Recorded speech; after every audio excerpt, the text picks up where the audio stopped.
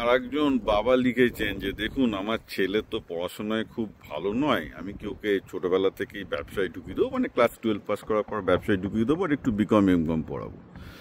এরকম যখন প্রশ্ন পায় না, মনে হয় এদের, আমার যদি নোবেল প্রাইজ দেওয়ার ক্ষমতা থাকতো এদের নোবেল প্রাইজ দিয়ে দিতাম। মানে বাঙালি কী পরিমাণ মূর্খ এবং বুদ্ধিহীন হলে ভাবে যে ব্যবসা করতে কোনো পড়াশোনার দরকার হয় না। মানে এটা কিন্তু বাঙালির একটা কমন ট্রেন্ড, যে বোঝেও না যে ব্যবসা করতে সবচেয়ে বেশি পড়াশোনায় ভালো হতে হয়। দেখুন, ব্যবসা করতে গেলে আপনাকে আর্টস, কমার্স এবং সায়েন্স তিনটেতেই ভালো হতে হবে।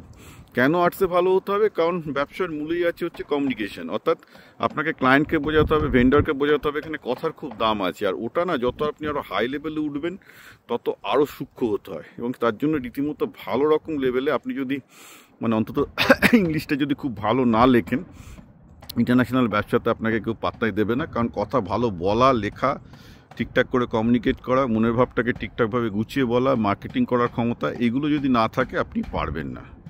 সেকেন্ড হচ্ছে যে আপনাকে অঙ্কটা ভালো করে জানতে হয়। প্রতিটা ব্যবসার প্রতিটা ডিসিশনের পেছনে, লাভ ক্ষতির পেছনে অঙ্ক থাকে। সেই বেসিক এরিথমেটিকটা যদি আপনার ছেলে ভালো করে না জানে, ব্যবসা পারবেন, এটা আমরা সবাই জানি। আর থার্ড হচ্ছে সায়েন্স। সায়েন্স কেন? আজকে সব জায়গায় প্রোডাক্ট করতে গেলে সেই প্রোডাক্টের পেছনে একটা সায়েন্স থাকে।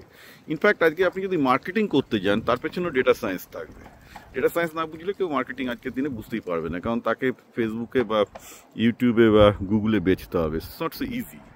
এবং আজকে একটা ছেলেকে যদি ব্যবসায় ভালো হতে হয়, ঠিকঠাকভাবে করতে হয়, তাকে কিন্তু সায়েন্স, আর্টস এবং কমার্স তিনটেতেই ভালো হতে হবে।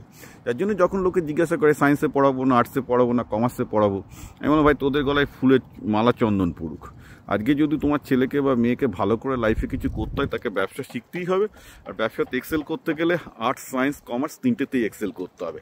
That is no shortcut. Okay, and that is a good thing actually, because আমি বিশ্বাস করি যে মানুষের ক্যাপাবিলিটি অসীম।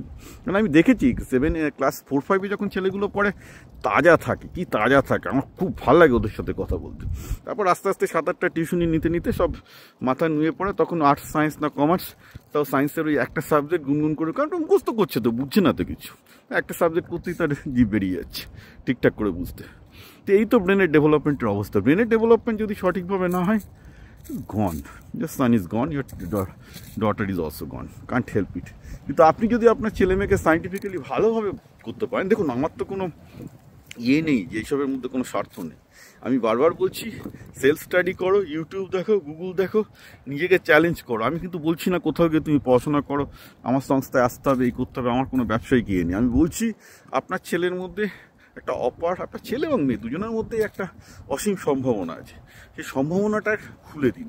এই সম্ভাবনাটাকে যদি আপনি খুলতে পারেন, তাহলেই আপনি কিন্তু আপনার ছেলে বা মেয়ে কিন্তু জীবনে আজকে দাঁড়াতে পারবে। না হলে ওই যে বললাম, মাস্টার ডিগ্রি করে বেকার বসে আপনার ছেলে ডিপ্রেশনে ভুগবে, সে তখন আপনারও একটা দায়ী হয়ে যাবে।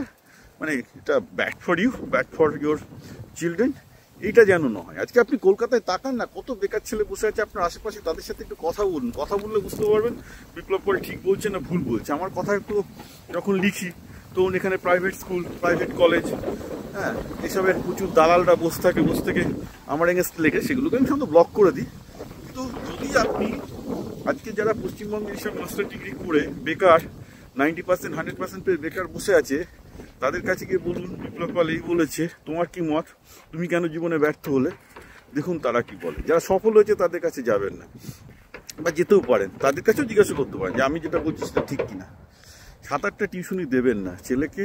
আমি আবার বলছি, ছেলের হান্টিং স্পিরিটটা করতে দিন। সে পড়াশোনা হোক, ব্যবসা হোক, ছোটোবেলা থেকে হান্টিং স্পিরিটটা থাকবে।